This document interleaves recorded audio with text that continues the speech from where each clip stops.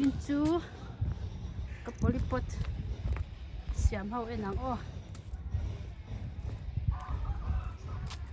cái trong cái chân nắng ô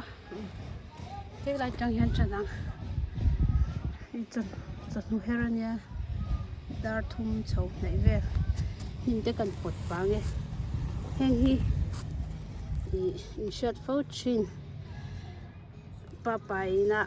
chắc mà thuru cái ta na man spinach kan ti hau khan ta ai pot pa ngai in dai lawa ti me yang ti han pot ka manga chuan hen ka siam lai hen kan soi lo ka nga lấy trà cái này lawa ti me yang organic ati kher ka du wa khanin ka arvu hun dur kha ka nga ka ye enge moni har sat na oma bangin le a inte ka pe mai lo wang khanin arte kaman thei lok lo ta chuan than lei hlang top hian ka tia hwan ha lei ka ru ho chin kha kan thian faya ka shidi pa he shidi phi a thalo to ka ma se poli pot ka ti do na wang khanin har sat na kan yang kha ka tia ka shi khania tan an lo nung ve zela chuan RF te kan nei chawa ti han mi pep te khang kha tui sa in ka chia ka ti dai khang kha ka leya ana lei tel lo thei kha lo di si lo wa hi ani non lai chu lo si ong ma se tu na ka har sat na le hi chu khatyang RF kina ati na kha ni lo he fil hi mo hei a fil hin huam he zong hin tam lut tu ka mo zong rual hian an lo tlan thin ti ka mu chuak ta ni chu RF tu ringot kha lo ni ta zong lo ta zong hawin an lo tlan thin an lo chuk thina chuan an ke yak te ka mu ka khai ti chiana a hian an lo khoi an chim om top quạt thalo lo an li chin ma se ka tharan khoi tak mai ni chuan heng hi spinach ni a chuan alak dan hi a kau bal chin ya ron troi zel tur ti khani ta kain dai lo wangin he kung thum zel ka da abi khata hian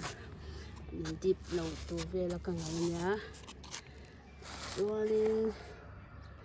khi hi na khop me bokina kan sui le lo kheng la ya he lâu ôm chép khi thò hi mo rồi lệ hun hi này rồi mà làm trong hàng làm cái đẹp rồi cho ở hang hau hi spinach ni a chuan he la ya te ponia he hi poni pot te hau lấy đủ tan chuan lấy cái phal cái tị khan ni ta he ti han bottom watering cái tia chan chu chung lama tui pek hian an na te hianin alo ti pe sala tui ka pek ai tam kha pon lama chuak thina mo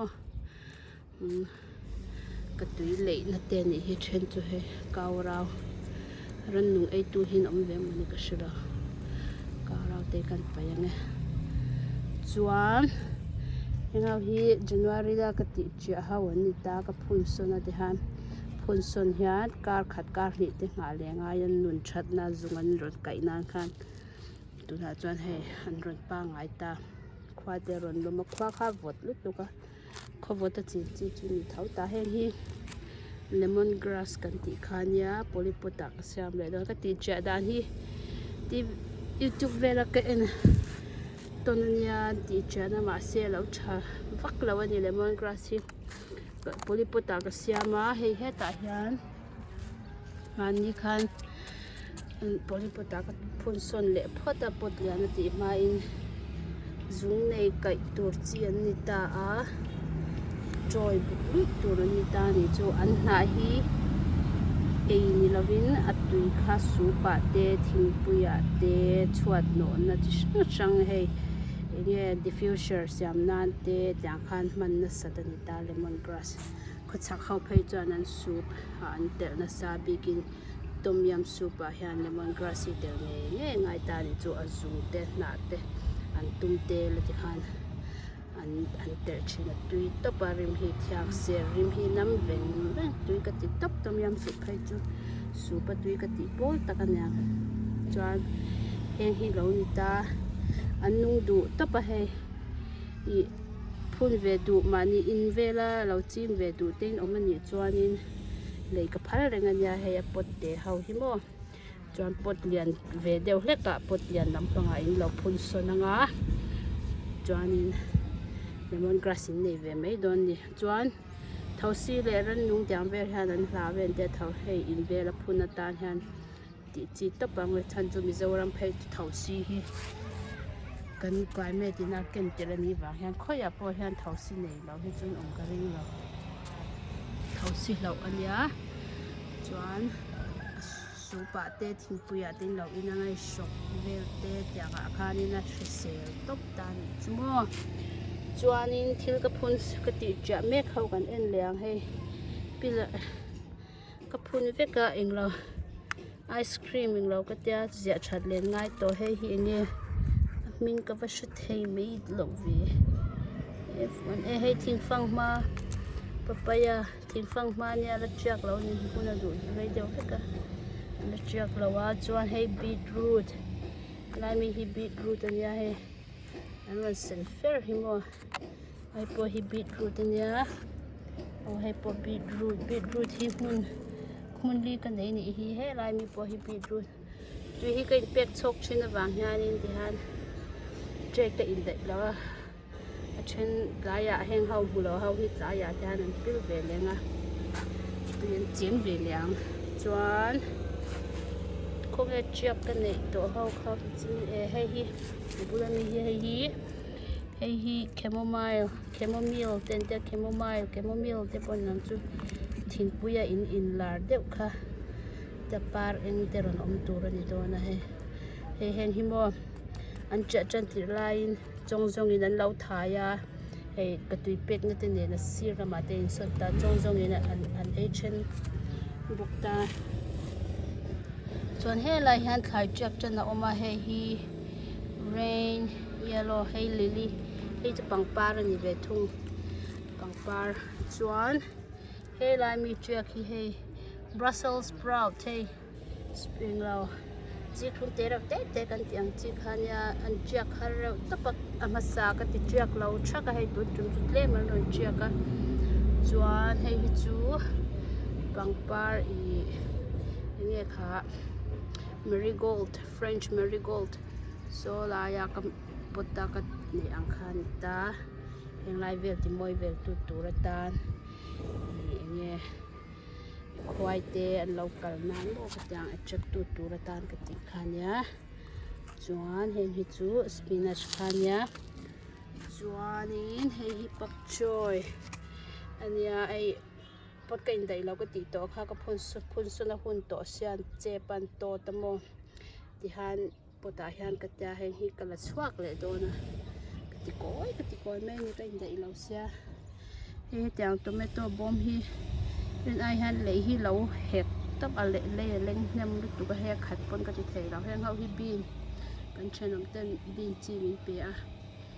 kem chung chu polipota khan ka ti chiak phota hei ka phun son le ta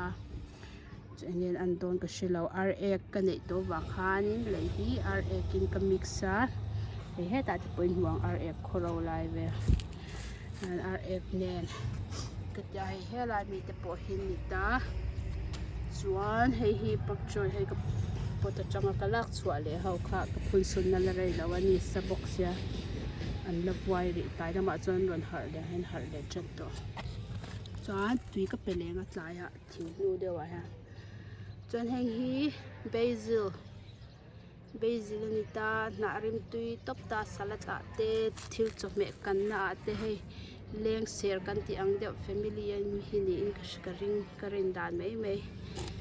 ka phun sun na la rei lo wangin kala sik lawa kina chuan he tan changa ka sikanga ron troi na turin mo tun anga ria deuh ang hin ni don lo basil hi chi thum lai ka kul cha ka ma se ka ti pui ting lawa I purple basil te ka nei ta in hwaya la oma chungpa chu heti angrwal hian ron thachana ran ek te kan pek ta ka chuan chuanin heng hau hi ka phun son nia hei space hi chu ka langa a ma se ki ma ka in dai lova du angin thil ka phun son tha thei lo ni chuan he lai mi clear de he tang artui bo mang chi tray hi bo seedling tray ka manga ka fak vak lo hei experience atang chuan i du angin hei le da tam thei lo wa toy te ni la hian phun son an ngai don ta hei de han polipot that le ma pot ya na phun son len ngai don ta du angin le chom don lo chuwang tun hei tiang bak chu ka mang to ri don lo tui pe ka boi thla ka than chu bottom watering na turin a tray mil pui ka nei ta box si lo ta chung lama changin ka pe a helam pang sai khi chu chi ka da lo shim shim a chan chu ka siam zan khana chi ka nei pe kha ka mang zo de ya ei pakhata hianin chi pahni zel ka thla ka ma se a then chu hei an cha lo hi mo cha kim lo te om ta then chak me lo te nom ta chan chu du thu samin tu ka pe thei lo wa a per ze la hu ma box ni sa box ya chuan heng hi chu ka thil ti trenan chuan polipot hi lo that ta per hei ma in le ya kam ti thei te ni lo chuan le ka ti chang ka ni lo ta chuanin heng hau hi man ni zan ma sa ve ni zan ma ni jok ni zan ka ti ka da chho hal ten ya lavender le rose so like so rosemary nia rosemary hi atipe ka hena tlem to pataw re siamo ti chak theinem ka shela pot khata so chi pahni zel ka thla ka chuan hei lavender hei pot chi pahni zel ka thla ka chau takang mo season hi ka pel to mai theya chuan hi po lavender ani le ta lavender tray ni chun le lan hong tha he la hi hei Brussels sprout kan ti khai la hi tlem chak le boka tang sen ron chak hi chu ngen ni ka shelo ron lian chin phot se he la hi chamomile khan ni le ta dang chuan he la hian sunflower seed anya hei po hi Brussels sprout kan ti khan ta chuan hei sunflower hi tray kha chau ka nei ni don hi hei po hi pekaran tlem top khai chiman hi lo to thei top mo bazar nu ho son an nei kin vek box si lo chin ta online han ka lei me chin ta ni chu ka chin du zo ang kha chuan helai polipot te hi thla ka ngai among hi lo kop ve lawa he chunga tui hmu lo wangin a wai le thina tui pek le ngai chuan he la ya hian he bok bon spelling hi en lok tawa chan chu ziana len lo wangin a len da turin thak adjust top bok bon le hi bok bon seng le toy ka shelo ka naw ka cha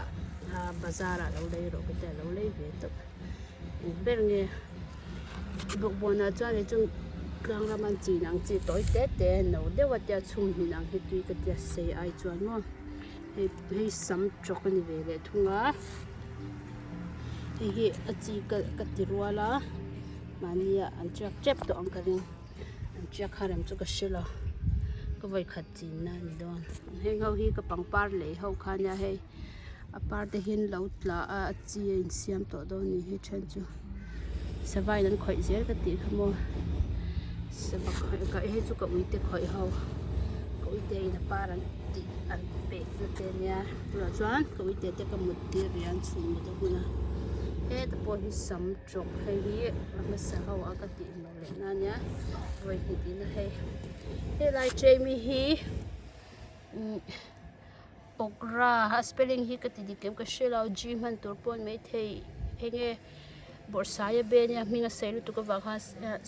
sap ho inan ti da dangin kan ti don ma se spelling a ka poi le ta a chena ji ka manga khoi zong nge ti tu ka shelo heng hi borsaya be hi khai tu ti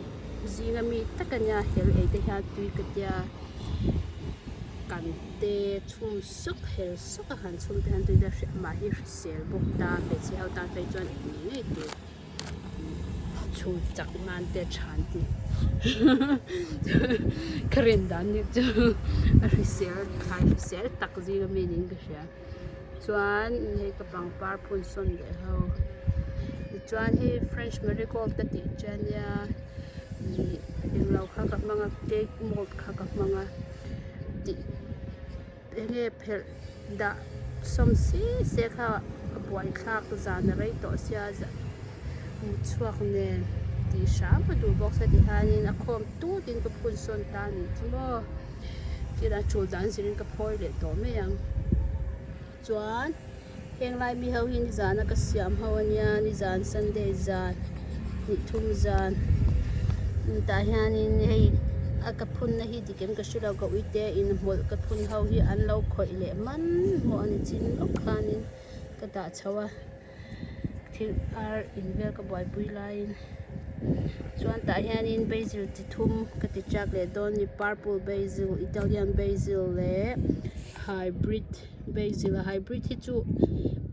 basil pa nga Italian basil ne in an ka ringa hybrid seed pi kha ka le ta pa ya ka da ni chuan hei heng te hiat te ka bau te a chi ka da to se eng perang ka sha thei to lawan lo se che man to a Italian basil thawani ka ringa cha chu pot Italian basil pot ni purple pot ni hei chu basil seed pa ngai liang chuan hilai che ya hianin bokbon le sam choka in mix samo tek ka wa man to lawa aron chau huna sha don thau ka ta ta han ka ta bok ta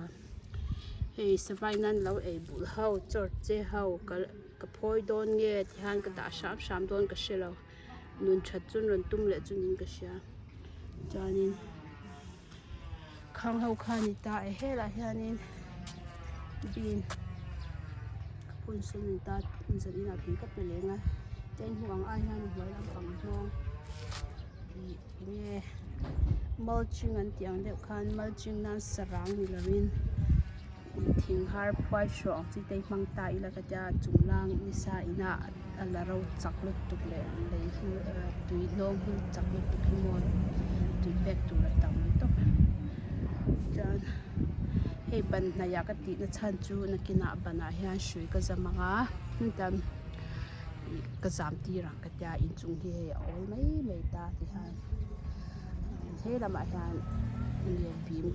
ma he lam pang hi bim kan la da thei lo chan thir zai ka zamanga heng lai hian in zam se ka ti wangin som bin te po som lai bin ka da te po ban na ya zela zam ti chu ka da ve mai me in hnuai ya khwanin ron zam chho turin iskut ka da bok ta chuan in khang hau kha ka thai phun som chen kha te lai mi hau ya he lai hi en le he dan ar ka then na ka phawa e ka phau na hi su na ngai tina tui ka khwap na turan ya ka phet fai to he khi le sawa in sabheng te hi chongjong in an lo thai na sa thei lu tu heng hi French marigold ka phun son ho ni le bokta he pot khai ba thei chi kha online ni ka le pian chu na le la a khai na tu ro huna ron lian phot se han banga ka khai an tu na chuan tian ni hulo zo in ka phun son hu se ni sai na em na direct ka em lo na ka te han ka hung je ni he la hi phun son ma ba khau chuan he lai ha seedling tray clip kan yan check don lo nya a chi hit pi ka pek na per about to pom ta ni ka ring purun sen nya ti ti pe ka boy thak ka ti khamon ni tin ti ka pe ma se ti ha chu na lo khen chuan ti hanin an ro thup je hela hiang wang hnong bi nge ni ka se ta lo tin nge non bi thei da purun sen hawan ya chuanin purun sen hi chu Chinese pay to Chinese cabbage ni le ha achiak lawang achia vakaring lo ma se bai seina ne tui kan pele photanga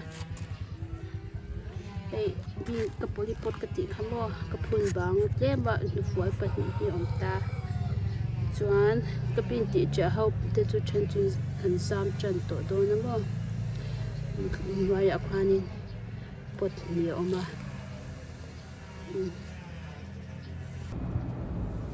hei ka bin ti cha ma sa chu ti ha zam tum do zan ina om na hi ka sonanga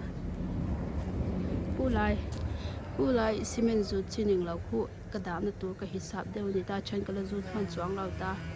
tanga ya sonin lai rot run lor vel hi zam tir nan man tur hisapin hen hin da lai ha ka ti chia ka he pe pe hona ya ei ko ite in lau pet ze na bo na cha thei lau hu le khu rau bok ni za na tu ka pe phan ta lawa ei no spinach ka koi cha na nya he mi ko ta han ka ta la bang hau la phun son le tu ten ya chuan he lai hi lai potami hi mo lai hi yak sha hei phang ma ra bazaran zor chi tui deu ang chi shin hel ang chi kha nya enge en phang ma nge hin ka shila ang kha pota han kan ti china khila in chunga mi den khan chi ai ang o he ka ti pa sa khau nya jang ta thing lo ni to he rf tu ka le ka ti kha he na pa sa hau ka ti lo ni san tu na chuan pek dan ka she to le rf tu ka pe to lo pai khak em he lai a hian he lai he mar cha chiak ka ti cha na nya nim hi an chak tapa in dai lo den ka pot phoi man chim lo mo ni pon le chung lang ro le to ni po spinach thau ni phun tur pa bak te ya chuma hi water tanki la siam a chin hi in mil lawa chi ba nga ti thei lo chete la chi hi chu ya na hey ki kapak choi kun sana wi ke jan na hi lo chan shi lo sa ba nge thu we lo ni ka shi lo ti hana lo mi ni ha ku tam hen hi bunching onion santi khania ko ite hanan lo rap china mo he lai te hin ra thia na ni hi chuan hi ti han pal te kan siam le ni no a la siam kim le thei lo lai po chu ni ma lo tam le to ve hei heng hi carrot nia carrot hi phun son ho ba ga nya pot tur za ina han ka siam manang in ka shilo an cham lak te ka ngai dan nim hin chak lut tu ka mo chuan hei hi khai hin ka shilo hei eng lawin an local chana ni hi pheng phele ba thlo ka mo pheng phele pin tui nan man tum chana nyang an tha hi hei adik lo tlat phun son ba tan ngai bul nei chi nge na ai chi nge ka she thei ta lawa chuan heta po hian eng khai mani chiak har tur chin ti chu ka da nge ma se chia ti nei lo chak thei don lo nyang apot a hianin thil dang phut son nan man dei tur carrot phun son nan hian mangila chakal phiana zan ina kan ti nge potion pa siang mai lovin chuan hei dania porin ai nan ron duat thabe heng hi an tram ka phun son na ka siam zuai hei le khai de ka ta le hi dip box sia siam chan ngai do chuan tan purun dorami purun ter ten ti chor hau khaman pom deu hlat in ka leya ka phuna hei voi thum ve ka la ve tang ron chor le a hei khai hin ka shat lo khamok phun sin na heng lai hi ni sa hi klawa thil phun son tir da na man tu ni ka tia ka uiten har lu tu ka in veng seng si lawa in chunga ka khung la in thil ti che tu ran lo zonga carpet te hin ti kher che to char ngai tam mai he lai te han carrot am bukatia he pot lian de wa kalo te carrot la ni mang si la kan chanam min ni top em hau hi carrot chiak tak chu ni jok o hi phun son nga ma ni e khop te chu kan thar ve ma na season a per set to do na ma se la với khát salad xem thế lâu đầy tạc mía lên tên chín về rèn này ha khang hậu khá cả thiếu phun xuân thì mấy xe số là mà số này ông thua mà xe purun thì về là nhà số khai tuyết lại cái bẹt là tụi bà cái tạc cái đá xa hình đạp tê mau tê hi thiếu hung na cái là xem lệ tụi nha chuan con suy lệ lúc hình lại area hi chút xóa nên làm cho vợ xem cái là tụi mà sẽ thiếu khoi tụi nè cái cái này làว่าlấy mi tị tổ sa ai chuan mà ni này nghe ya han chạy khắc đua chú và chuan thì han nọc rim rim là ri anh kina đam te kan omani chuan in pathan zara khai mangin kala che yang atang lai te hanin kabin te inge phang ma te tang hau kha la zam vek turanga yang ar in bang loi da the lo nan kan ti ne heng te he lo ka wa heng te hi charangai clean lo mo ti chadangai chuan heng lai pal te hi siam chadangai an siam na rei to ai te hi ka thiam anga ka zu vel khania video kan lo en ni chuan ka khoi live vel te kha da na ka ne boring de uri ka ma se ke ma zu ve nge le te ka da kha ave kan ni hi ni enge mo sa thun ka mang he mi ron siam pum tur hian in mo ti kha kan sei lang ve le mai mai ni e tang ta khai ti chi a hau nei chun ri eng lai kan fan the ni se kom khang la ma hian in khai the ka la nei le ma se mu tha meng man lo am la wan da chor re thawani danga kan la phang le don ne